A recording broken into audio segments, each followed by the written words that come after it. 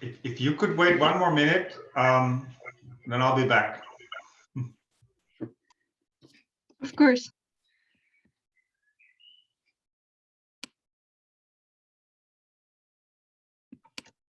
Staat mijn microfoon niet aan of uit?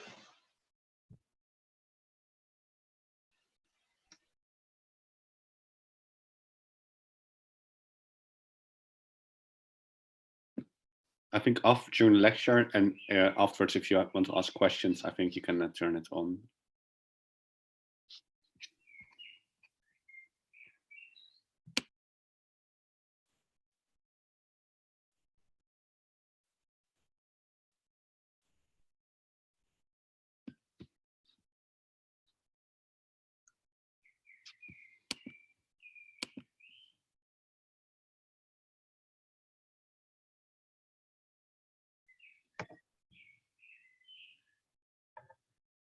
All right, then I think if everybody's ready, we can slowly start. Yeah, first of all, thank you very much to everybody who is currently joining us here in the Zoom call and also watching on Facebook or YouTube, where this meeting will be live streamed to. If you're currently in the Zoom call but do you not want to appear on the live stream anywhere on the internet, I'd kindly ask you to turn off your camera, since it may happen that all the pictures that are visible right now also end up in the video of the lecture. Today we'll be talking about what the whole world has been basically talking about for 2 months non-stop, the coronavirus. It has had Europe under pretty much a lockdown for the next 2 months, except for a few selected countries. And it has also claimed a significant human but also economic toll. According to the World Health Organization, we currently have about 1,600,000 cases reported in Europe, which is a very significant number, but also the economic repercussions have been very severe. The EU Commissioner for the Economy just released a statement that the European economy is supposed to shrink by 7.7% this year due to the coronavirus crisis, which is quite a significant number. And it is something that Europe as a whole kind of has to find a reaction to. Still, the lack of international cooperation on this issue that clearly affects the whole globe has been widely criticized. So today we're here at the symposium to kind of evaluate the European response that has been taken place towards the virus outbreak so far. And we have the pleasure to be joined by 2 experts on the subject, which is firstly Professor Dr. Bastiaan van Apeldoorn. You see him wave. He is a professor of geopolitics and global economics at the Free University of Amsterdam. And he is also the vice chair of the European Committee in the Dutch Senate currently. So he deals with European affairs on a very regular basis. And secondly, tonight we'll be joined by Dr. Margaret Harris. She's a spokesperson at the WHO, the World Health Organization. And in the second part of this evening, she will tell us more about the work of the WHO here in Europe, and you'll be able to ask both of them questions during the final Q&A session. If you're watching on YouTube or on Facebook, feel free to just write your questions in the comments and we'll try to address them here in the Zoom call. And if you are in the Zoom call, there is a function called Raise Your Hand. If you click on Manage Participants, and then a small window should open up, and in the bottom right corner you see 3 dots, and then you have the option of raising your hand if you would like to ask questions. So I think that's it for me as an introduction. So I would kindly like to give the floor to Dr. Bastiaan van Apeldoorn, and please give him a virtual applause. Thank you, Nina, and thank you very much for inviting me and having me here virtually. Very topical, of course, the topic everyone has been talking about, but today we will focus specifically on Europe, and I've been asked to talk a bit to you about Europe's and the European Union's response to the economic fallout of the corona pandemic, about which Nina actually just already said a few things. So let me open up a screen for you, which is my PowerPoint that I just made today. Let me see where it is. That should be it.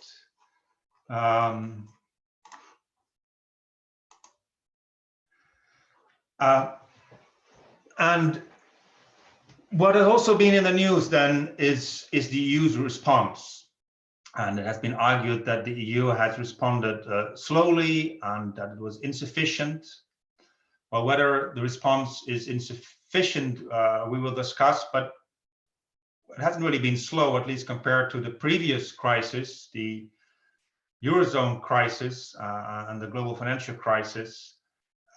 Europe, European Council, and also the European Commission have reacted rather quickly. But has it been enough, and has it been an adequate response? And is the EU up to the task, or is the EU actually under severe stress?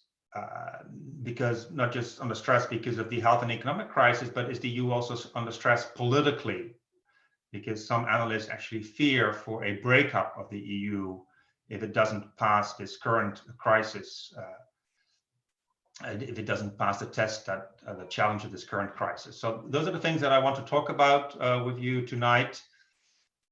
Well, Nina already gave this away, but it was yesterday that the EU Commissioner for Economic Affairs, Gentiloni, announced that according to EU forecast, the EU will go through the deepest recession in history. And will lose about more than 7% of GDP this year, which is indeed an incredible percentage. And it is a shock of unprecedented magnitude. But what is also important to note, and you can see this here on the other side of the screen, the economic forecast map, is that the impact will be huge in all EU member states, but nevertheless uneven. And so in terms of loss of GDP, it will vary between less than 4%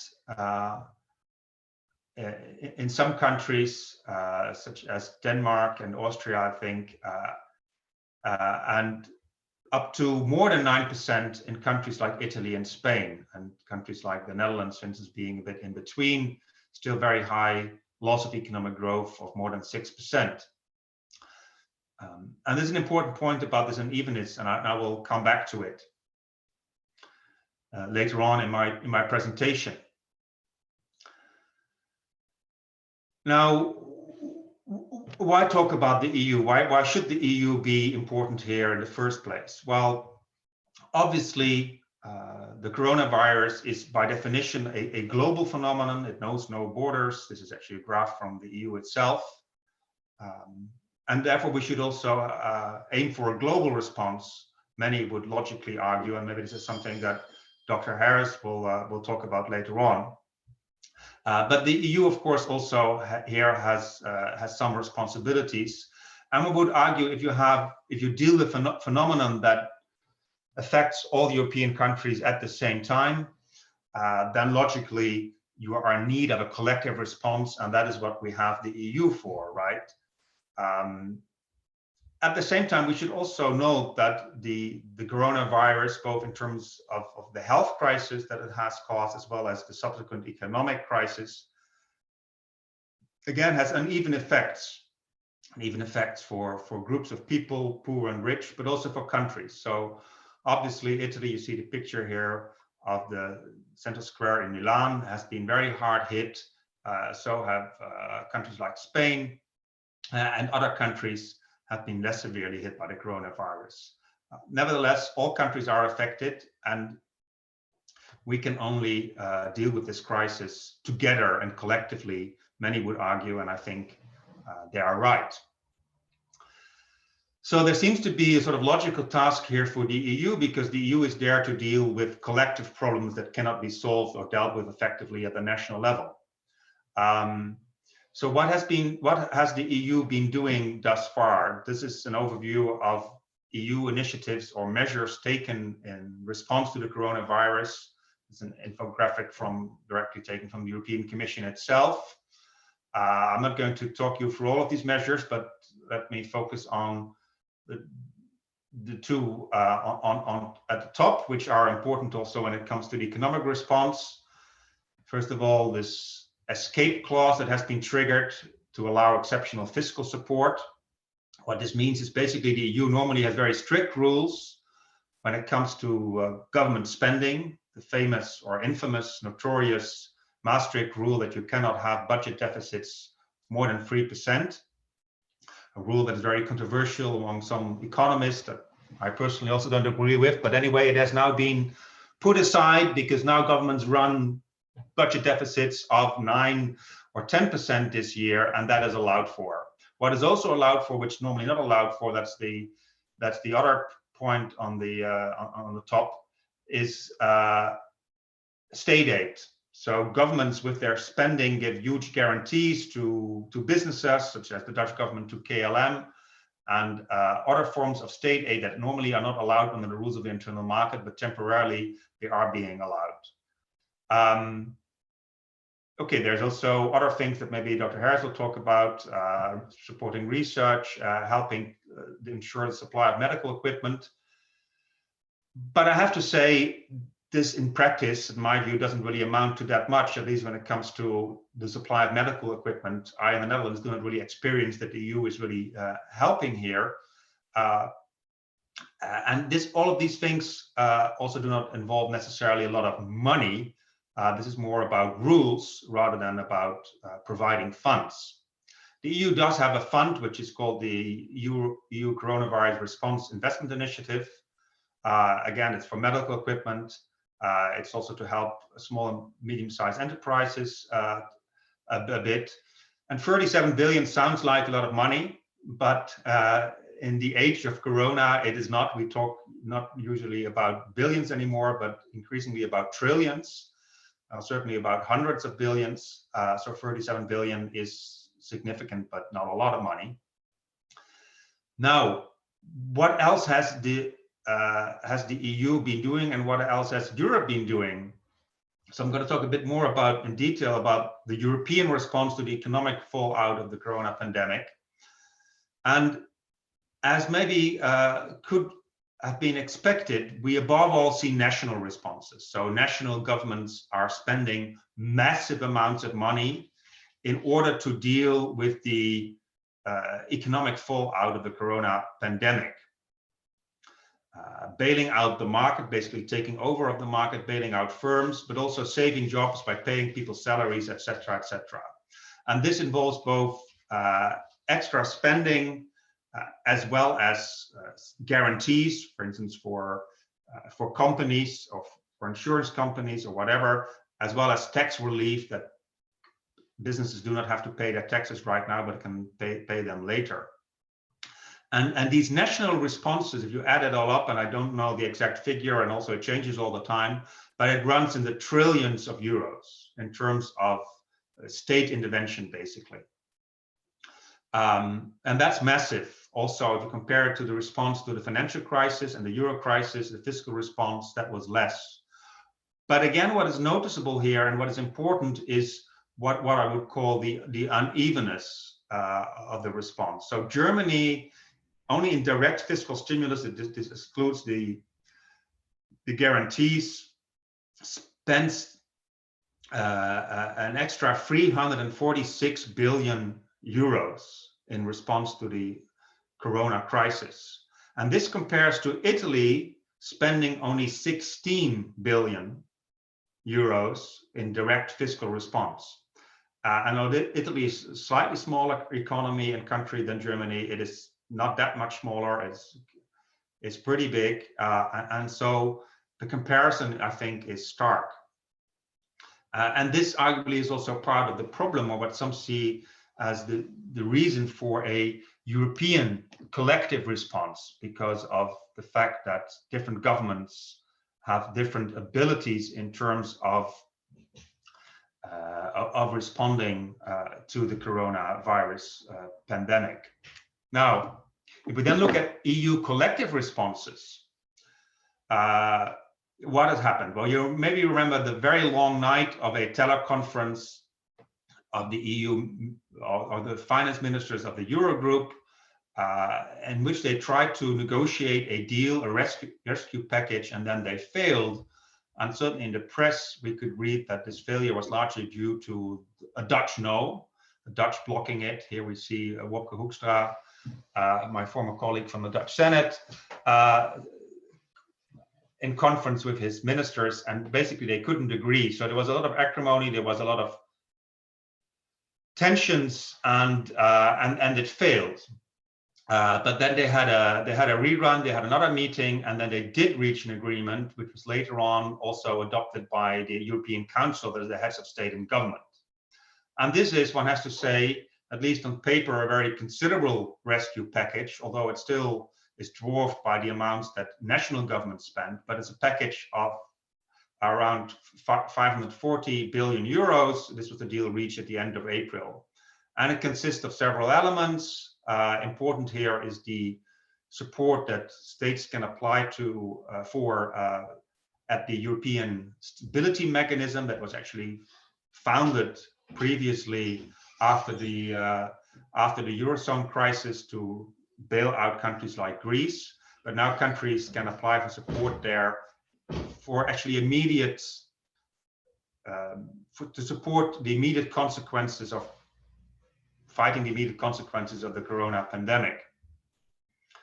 But the details here still need to be worked out, and there is still a lot of controversy about the exact conditions under which states can get this money and will have to pay the money back, because these are loans. And here we still see a lot of also differences of opinion between especially the North and the South within the EU.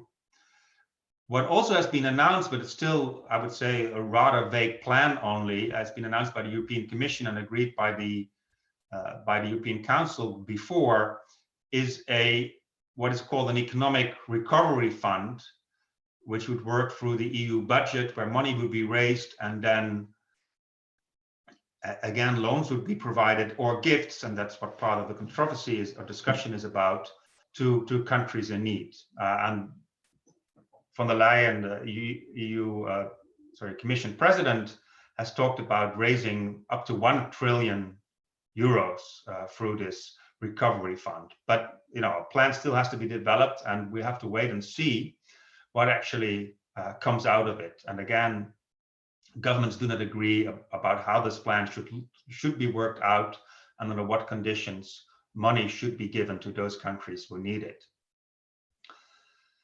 So the question has been raised by all kinds of analysts and within the press, whether actually it's enough, and whether the EU can and should do more. Well, first of all, but maybe I'm now here onto Dr. Harris's terrain. When it comes to the health crisis, we clearly see that member states go it alone, but we also have to remember that health is a national competence, and maybe for good reason, because maybe we would not like to have Sweden, for instance, tell us that we should have a less strict lockdown than we have, whereas we also would not like to tell the Swedes that they should have a more strict lockdown. But also when it comes to fiscal policy, we have to remember that this is a national competence. So the EU has only a small budget, and fiscal policy, budgetary policy, is a matter of the member states. What we do have in the EU, in the Eurozone, is the European Central Bank. And that's maybe the most important institution right now, because it actually has the resources to marshal massive funds in response to the corona crisis. But maybe we also have an over-reliance on the firepower of the ECB. And it's controversial. It's controversial in the Netherlands. In Germany, there was a German Constitutional Court ruling actually yesterday that called into question the whole ECB program of buying up bonds, which is what the ECB is. I see that something is missing now from the PowerPoint, but what I should have included in the previous slide is that the ECB has announced a program called the PEP, the Pandemic Emergency Purchase Program of 750 billion, whereby it buys up both government bonds as well as corporate bonds, but mostly government bonds, that is government national debt. And that is supposed to be a rather effective program, but it's again also controversial. Many in Germany do not like it. The German Constitutional Court has basically ruled against a previous version of that program, casting doubt also over the current program, the PEP program. And some people also criticize it for basically buying up a lot of corporate bonds, which basically helps big multinational corporations. Now, if we look at the fiscal responses, then we can also see that national governments again predominate, which again is logical because national governments are in charge of fiscal policy. So this is not an EU competence. But nevertheless, the question has been raised whether this is not a problem because of what I've talked about before, this unevenness of the economic impact of the coronavirus and the economic fallout, with different countries going to experience different levels of economic crisis, but also with different countries having different capacities to absorb the blow. So I already mentioned that Italy is capable of providing, it's not a political choice, it's just that they don't have the means to do more, is capable of providing only 60 billion in direct fiscal stimulus, whereas Germany spends hundreds of billions, more than 300 billion, on fighting the economic fallout of the corona pandemic. And what you see here is a picture that I just made of this morning's Financial Times, and this is this is about the news that I already told about and that Nina was talking about, that the EU output is expected to fall 7.4%, but that this is also causing fears about the whole stability of the Eurozone and also of economic and monetary union, and that it might actually lead to a breakup of the monetary union. It might also put particular pressure on Italy, and there's the fear that Italy may either be forced economically to leave the euro, or it will choose to leave the euro, or maybe even the EU, because people in Italy increasingly are fed up with the EU because they were already more anti-EU increasingly, and you have the whole populist movement against the EU. But now they are saying, in this dire hour of the worst crisis since World War II, the EU is doing nothing for us, and there is no solidarity. So, you know, why should we stay in? There was a recent poll published that shows that now 67% of Italians think that the EU more disadvantages Italy than it creates advantages for the EU. So that is a huge problem. So there are these calls for more solidarity. Italians and Spaniards, but also the French government, has been favoring so-called Corona bonds or Euro bonds, which is a way of Europeanizing or mutualizing national debt, so that the EU collectively backs up debt that can then be used to fight the economic consequences of the coronavirus. But the Germans and also the Dutch, playing here the bad cop, are definitely against, and they have been blocking this. And you know, one question we could, in the remaining minutes that I have, briefly talk about, and I'll leave the rest also for the Q&A. You know, is why is it so difficult to organize solidarity at the European level and actually to do more? We can discuss whether Corona bonds are actually a good idea or not. I personally have my doubts. but I also doubt whether maybe our own government is not being short-sighted here by saying no so loudly. But it has to do with the political economy of North versus South within the Eurozone. And we could argue that this is in a way a replay of the Euro crisis, where you also had the so-called frugal North versus the spendthrift South. And we see this in the current disagreements about the rescue funds and the conditionality, the conditions under which these funds will have to be, or can actually be used.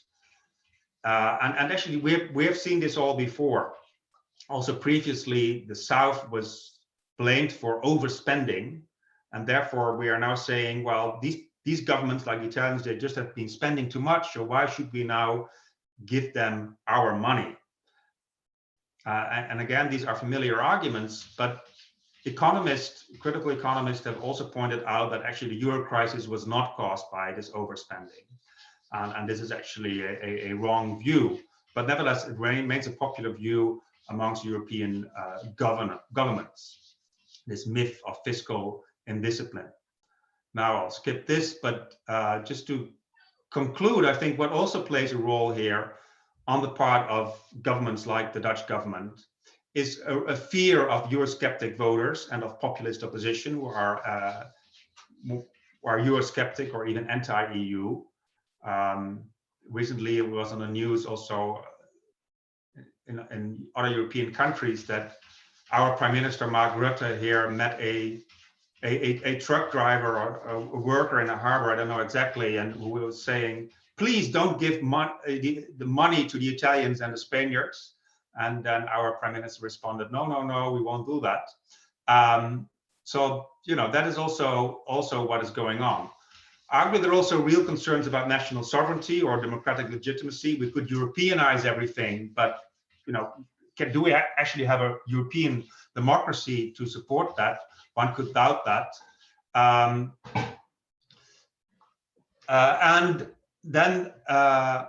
But the counter argument is that this is actually not really only about solidarity, that actually if the whole EU collapses and if the Eurozone collapses, also the Netherlands, also Germany will be severely hurt. So rather than just seeing this as a matter of solidarity, we could also see it as a matter of self-interest. To conclude, will the EU survive the Corona crisis? I don't know. The end of the EU and also of the monetary union has been predicted several times over in the past years, and the EU has shown quite a bit of resilience. So I won't predict the end of the EU right now, but I'm also not that optimistic. And I think the EU is facing currently maybe its severest test ever, even if it has already have enough other challenges on its plate. So this is going to be a trying and very difficult time for the EU. Sorry, you'll hear maybe the mowing in the background. That's my cat who wants to get into my study. I'll get it in right now because otherwise it keeps on mowing. But thank you for your attention, and that was my presentation. I'll stop sharing for now.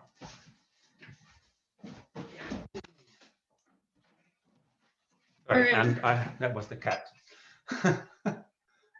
Yeah.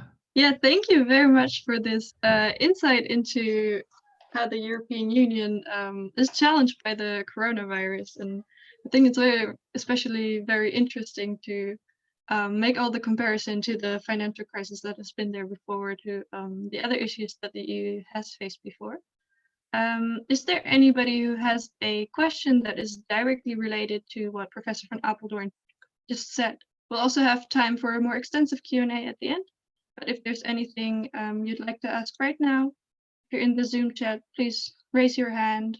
Or if you're watching on YouTube or Facebook, you can write your question in the comments.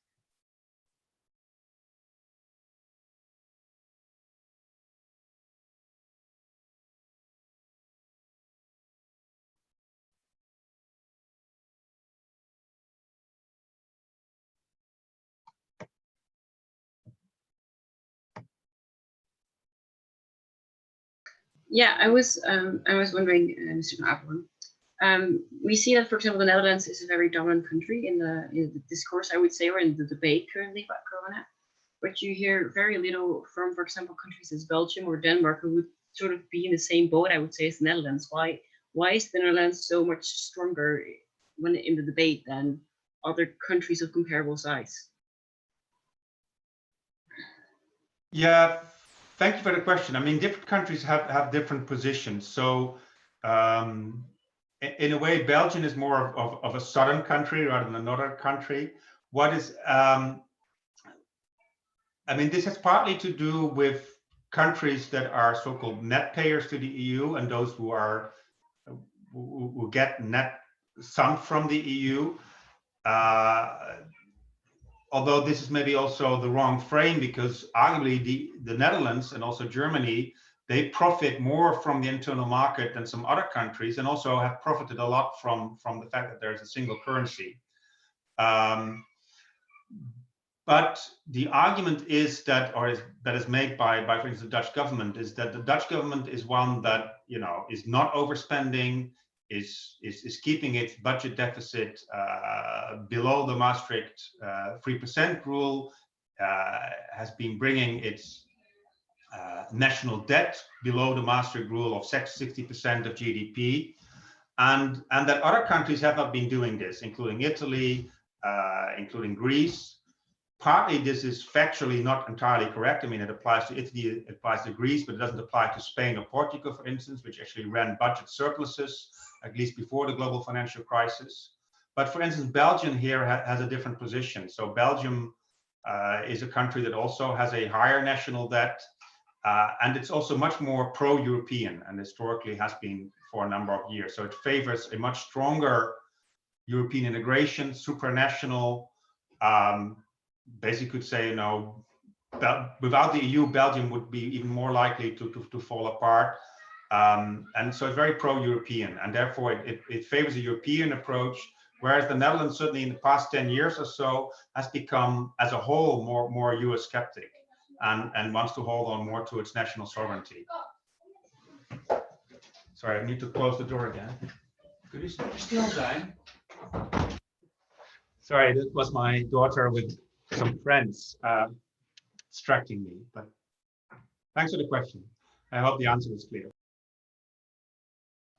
Yeah, and thank you for your answer. But for example, the Eastern European countries are also not really participating in this debate. For example, I've heard very little of the Baltic countries or from Poland, or those kind of countries who are also suffered to a significant amount to this crisis, but are not vocal at all in the European debate. Why is that? Well, they're arguably less vocal.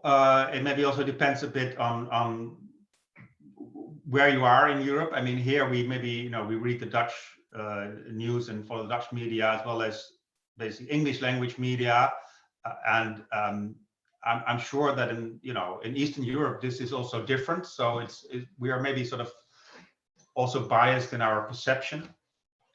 But one has to keep several things in mind here. I mean, one thing is that Poland, for instance, is not a member of the euro, of the eurozone. So it has a different position for that reason. So a lot of these things that are being talked about are within the context of the eurozone. For instance, this European stability mechanism is only is being paid for by countries that are member of the euro, of the single currency, of monetary union, but also is there to help those countries. And so Poland is out of this.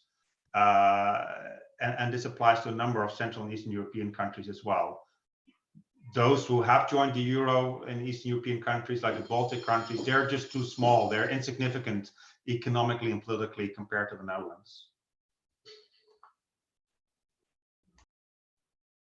Thank you very much. Do we have any further questions related to this part?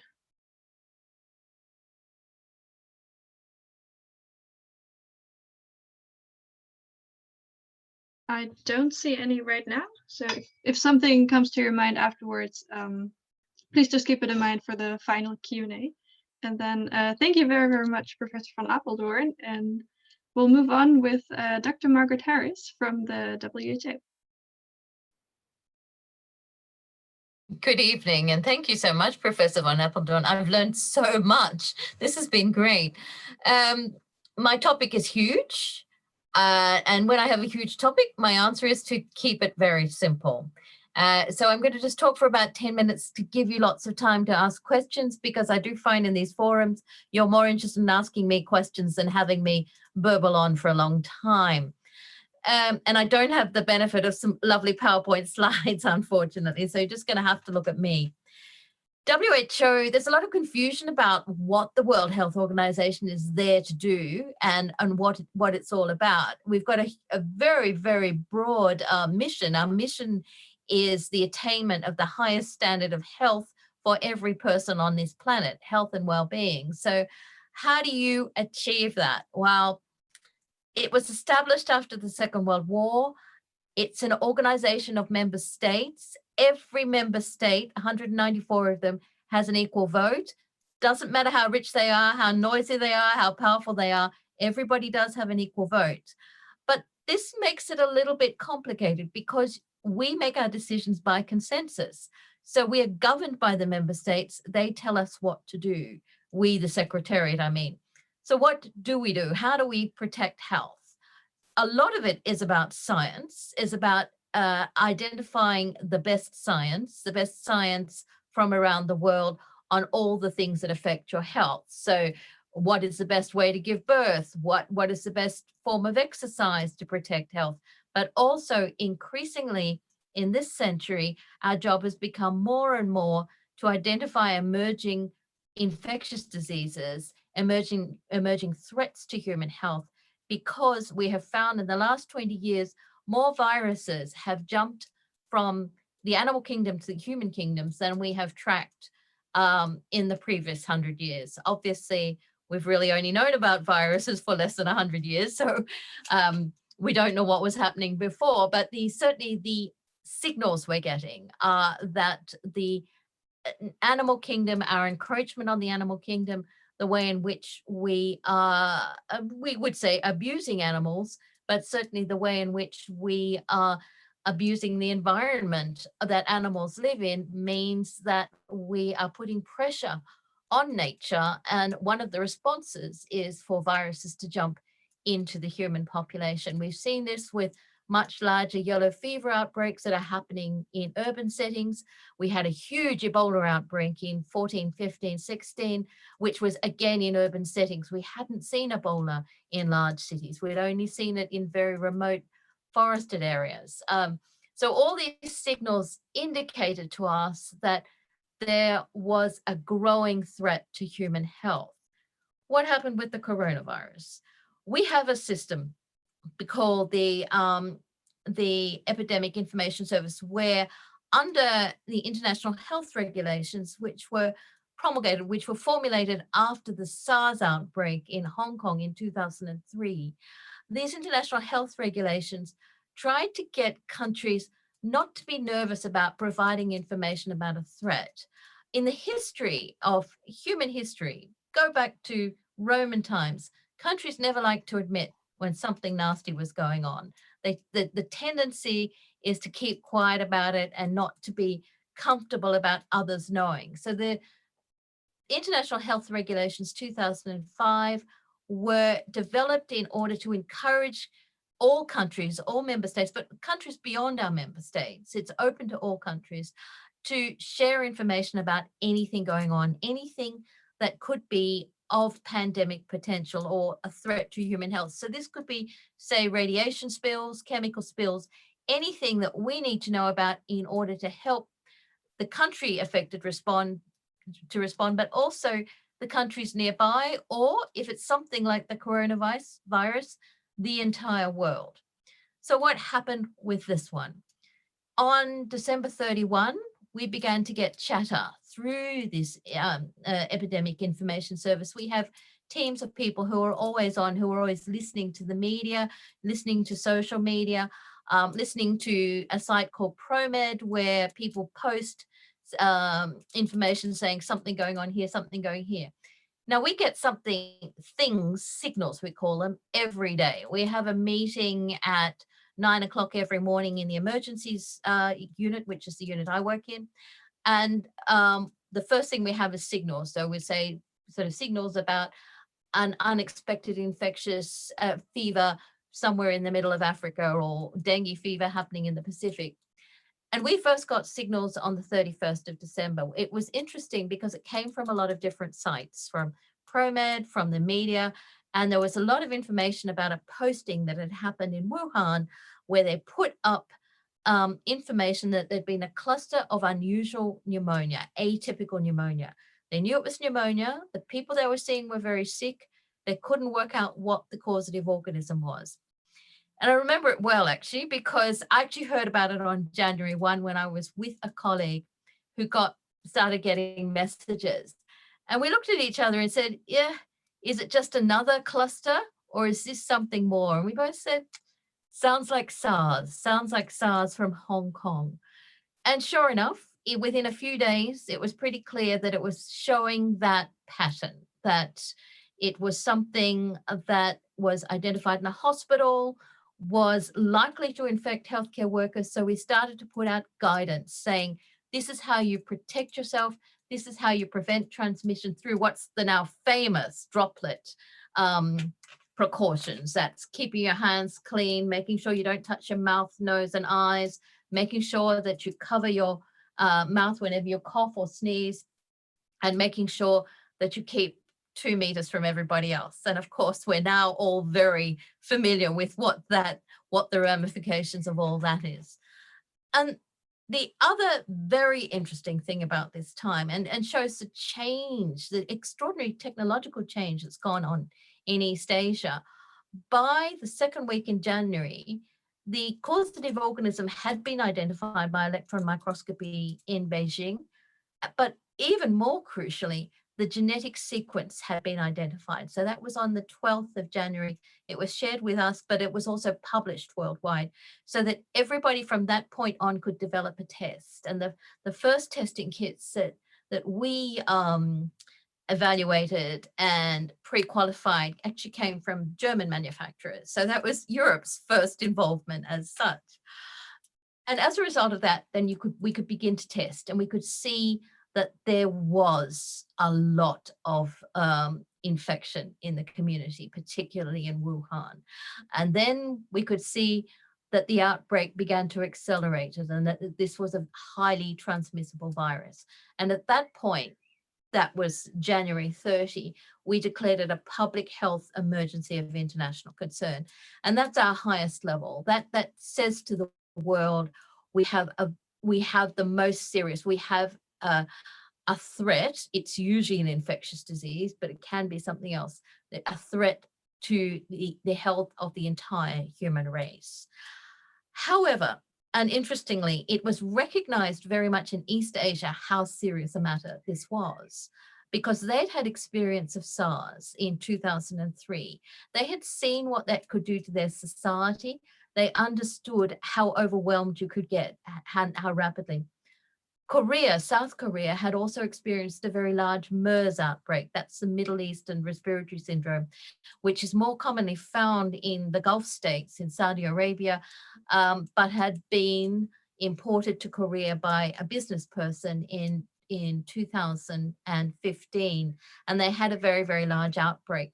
And at that time, they had tended not to provide information to the public. And this caused a lot of public panic and caused a lot of movement to other countries. Somebody even ran away to China.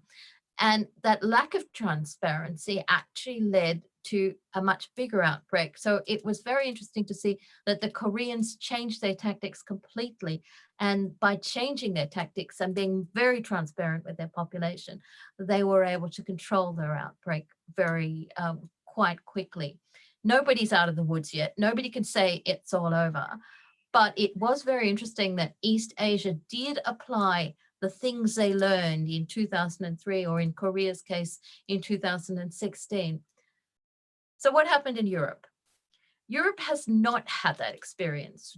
During SARS, yes, some cases did come to Europe, but they were sporadic cases, and the health system managed to shut those cases down very effectively. Also, the communication that seemed to be coming out, even though, as I said, we declared it a public health emergency of international concern, but it seems that the term that was better understood in Europe was pandemic. Now, pandemic is something we use to describe an outbreak, an epidemic, and that means it's an epidemic that's gone beyond one country, that's in different regions. It's purely an epidemic, it's an epidemiological term. But in communications terms, it seems to be what countries understood as the alarm bell. So the alarm bell we raised was the public health emergency of international concern, but it was sort of like, if in many countries, instead of ding, ding, ding, ding, ding, it seemed that when we said it was a pandemic, people took it much more seriously. Also, it was characterized as, in many countries, for many people, seem to see this as not a threat to human health. The fixation on the 80% of people who did not necessarily have to go to hospital seemed to be the dominant narrative. People forgot that 20%, if you have 20% of people with severe illness, and that's what's usually seen in most populations, if you have a huge outbreak, 20% of 200,000 is an enormous number of people. And that means that your health systems, your communities, your societies will not function. Now, I was there during all this period describing this in many countries, and it was it was curious almost to see that that message was not really heard until Italy developed its very, very difficult outbreak, and ended up taking the measures that were taken in China. It is fascinating again to see when China, in Wuhan, when China, now remember, the entire country of China did not go into lockdown. The lockdown occurred in a province. Now, to be fair, that's a huge area in terms of, it's the size of a country in Europe. But they locked down a place because they indeed had an outbreak that they felt they could not stop the transmission. They also just simply did not have the amount of testing they needed to do. At one point, they stopped even testing people.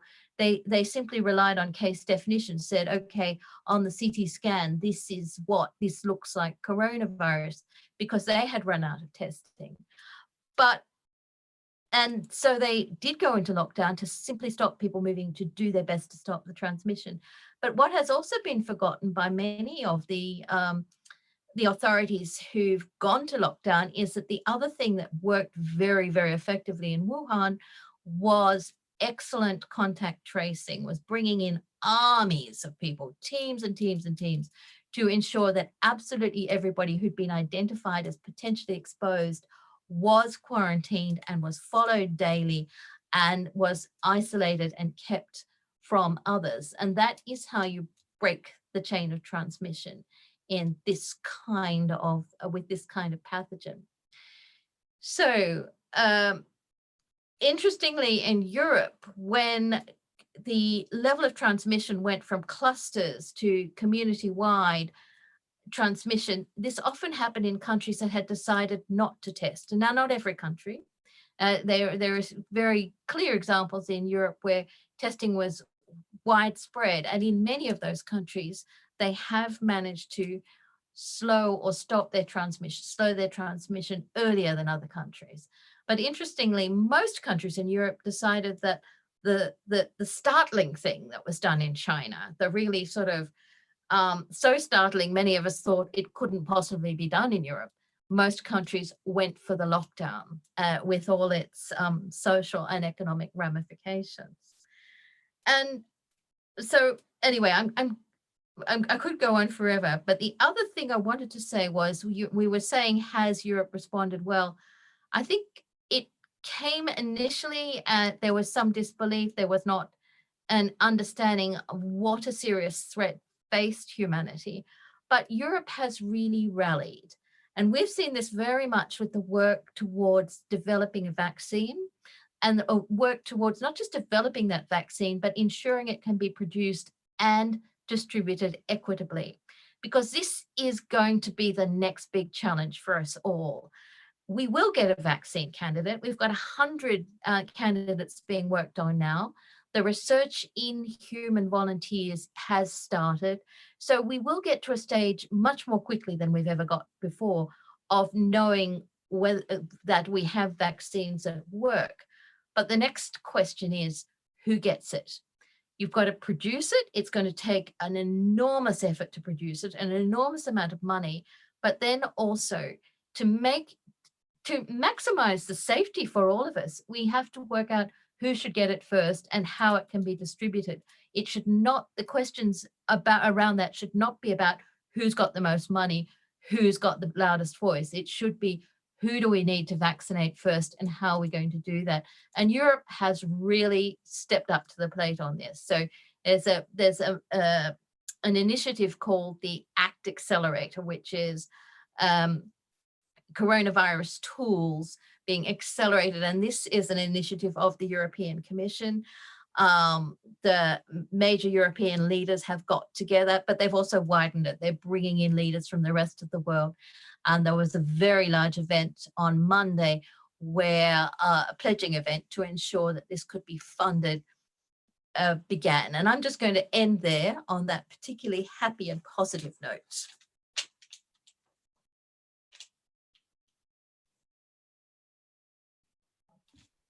Yeah, thank you very much, Dr. Harris, for this insight on the health perspective. Yeah, I can imagine that there are some questions both for Dr. Harris as well as for Dr. van Apeldoorn. So I'd open the floor right now for questions. Feel free to yeah, raise your hand or write them in the comments or in the chat. And yeah, then we'll see what we can answer. I am unable to raise my hand, unfortunately, because I'm a host as well. But I would like to ask you a question, Dr. Harris. We see the UN logo in the back of the WHO.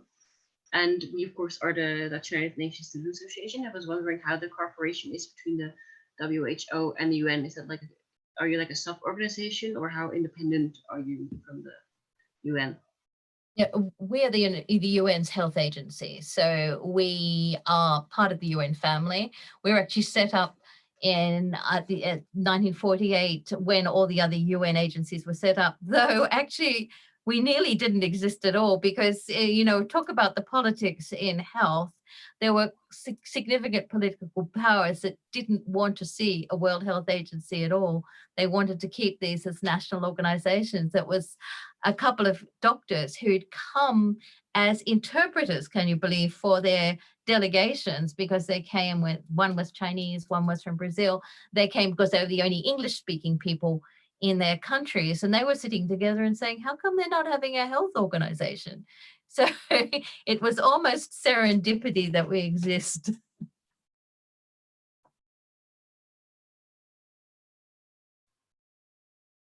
Thank you very much. We have a question from Alan.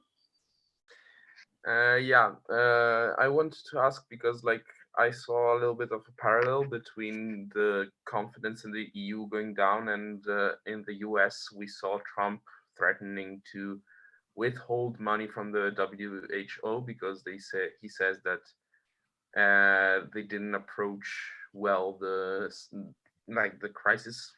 What do you think of that? And will it, like, if they actually stop funding the WHO, will it actually impact a lot? So yes, we politics always seems to take a major sort of take center stage when there is a health crisis. So we focus totally on the science and try to stay focused on the science. As for the funding issue, certainly the US has been a fantastic partner, has always been a huge player in global public health, and has funded really important programs, particularly HIV programs and child immunization programs, and those would suffer. The work to fight coronavirus will continue and will not suffer by any change in funding, but indeed, if that does come to pass, there could be a loss of support for some very important programs.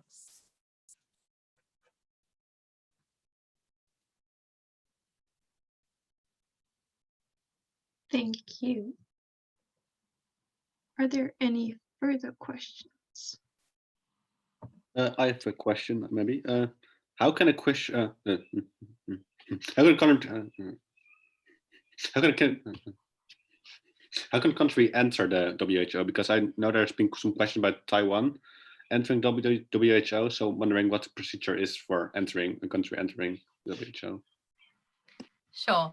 So it's a member state organization, as I mentioned, and whenever a country that wishes to enter applies, and the member states vote on that. So back and forth, there have been, if you go through our World Health Assembly, there have been debates around various countries, various territories, and sometimes it's yes and sometimes it's no. All right, thank you. Okay, we have one question from our live stream for Professor van Apeldoorn about the Eurobonds.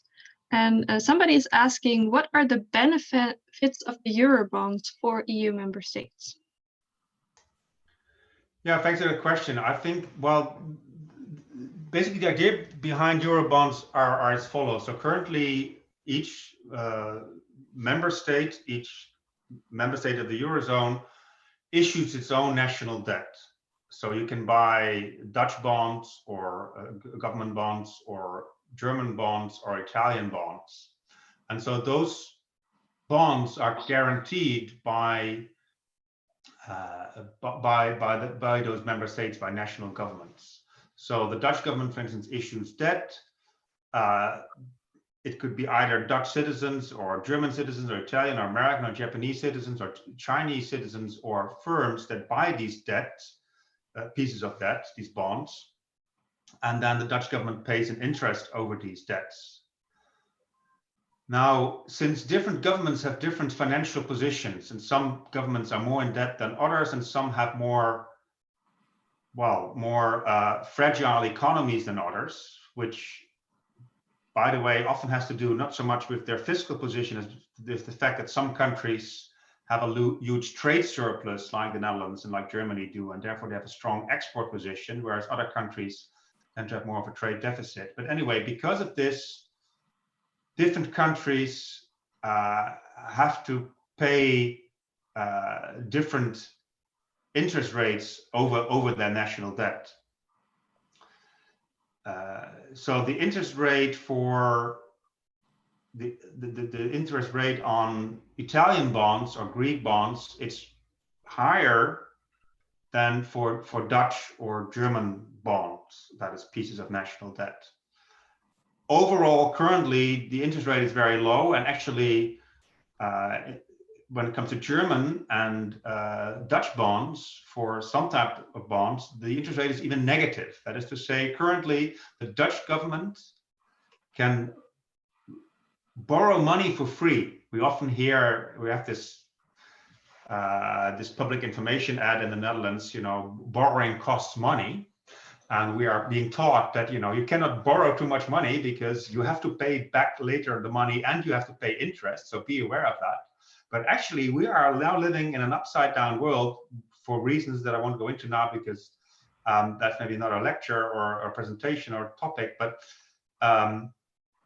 we are in a world in which at least some governments pay very low interest or even negative interest on their national debt. So actually, if the Dutch government now issues debt, it will not have to pay an interest, but those who buy the debt will actually pay the Dutch government to buy those bonds. Why? Because they're seen as a very safe way of putting away your money. But the Italians, they do have to pay. And so there's a spread between the interest rates of northern countries, as the Netherlands and Germany, and countries like Italy or Spain or Greece. Now, what it means, it's more difficult for those southern countries like Italy and Greece to issue new debt on the market. That is to sell new pieces of national debt, government bonds. So if they want to raise money in order to, for instance, fight the economic consequences of the coronavirus crisis, it's more costly for them. Now, if you introduce Corona bonds or Euro bonds, you collectivize those debts, you Europeanize those debts. So that form of debt, those form of bonds, would be backed up not by an individual country like the Netherlands or Germany or Italy, but by all the countries of the Eurozone together. And therefore, for those bonds, the Dutch would pay a little bit of a higher interest rate than they currently do, or maybe not a negative interest rate anymore.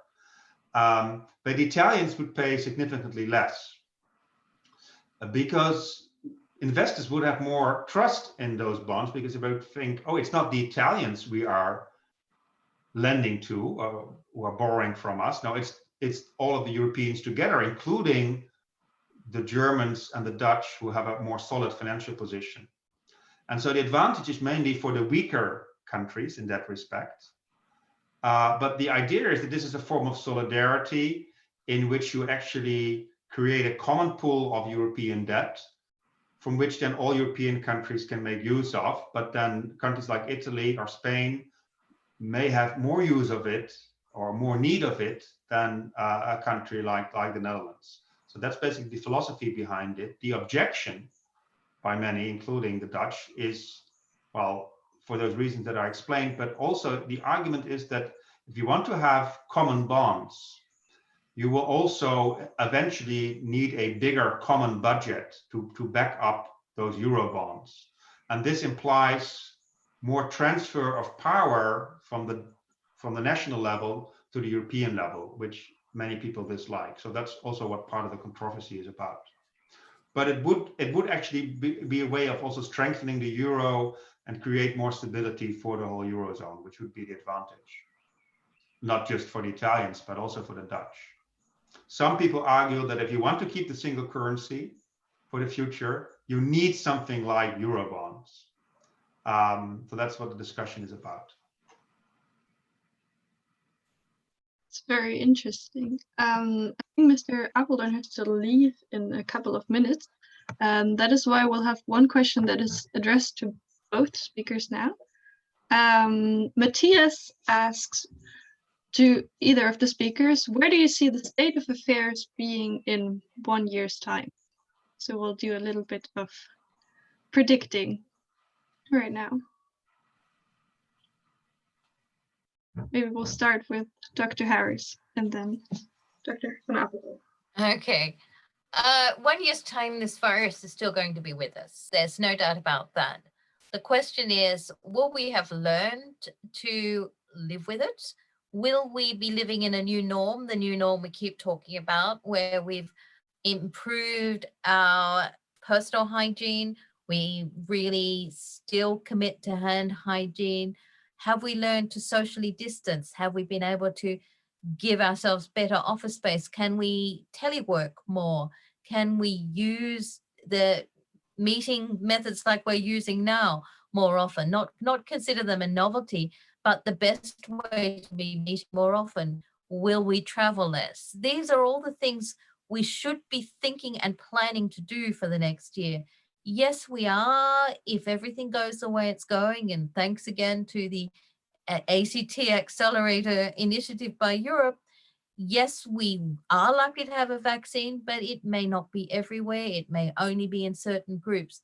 We have to see this year as the year we learn to live differently. Thank you. So it's still going to be with us and we'll have to adapt to it. Dr. Van Apeldoorn, how do you see the situation? Yeah, thanks. Well, I'm not too optimistic, unfortunately. So just from the economic perspective, where we will be in 1 year's time. So the European Commission now forecasts that this year we will have a GDP loss in the Eurozone of 7.5%. But next year there will be a recovery of around 6%. That recovery in itself will not be enough to make up for this year's economic loss by far. So that is because otherwise we would have 2 years of economic growth. That's one thing, but this is only the current forecast. But this is Dr. Harris's expertise, if the coronavirus would return with a vengeance in the fall, as some people are now predicting that we would have a second and maybe even worse breakout towards the end of the year, combined with the regular flu virus.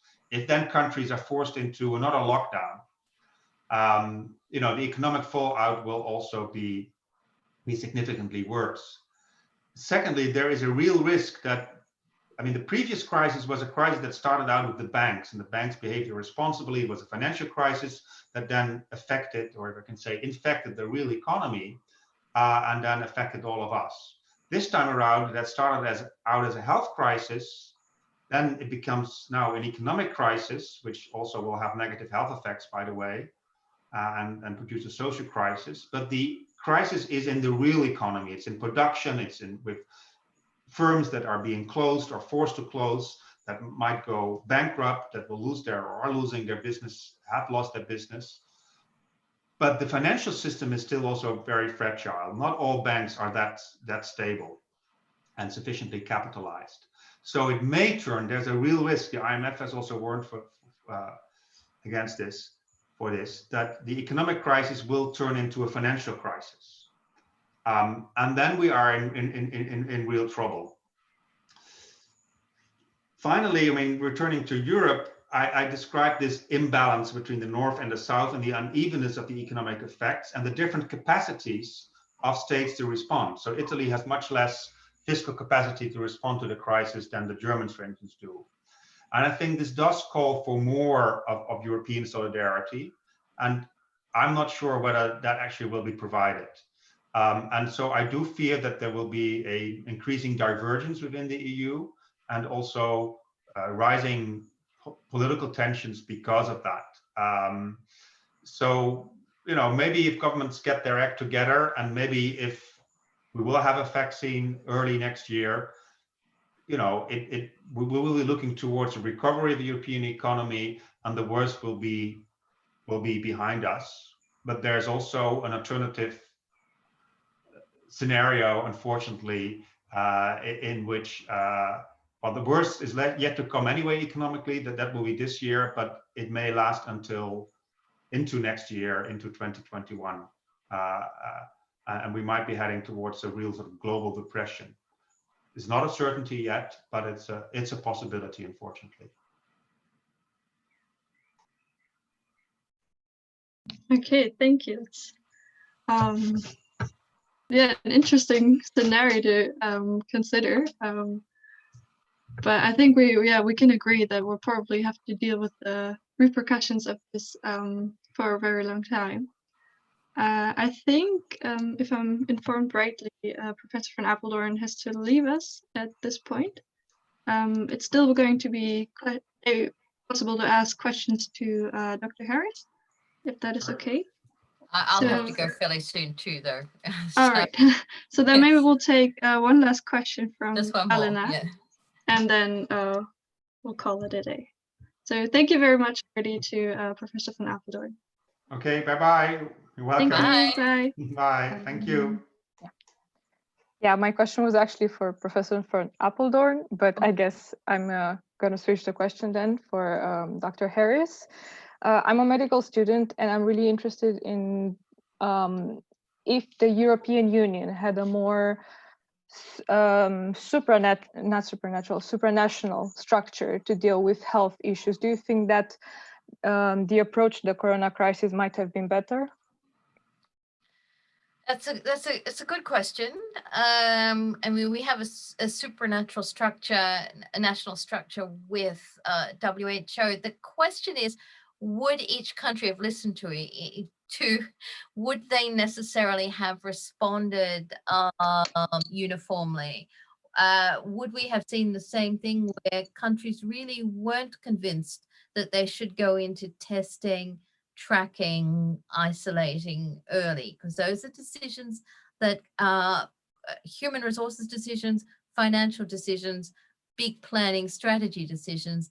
And some countries did take those decisions, others didn't. Would that sort of approach have been uniform or not? It's not clear.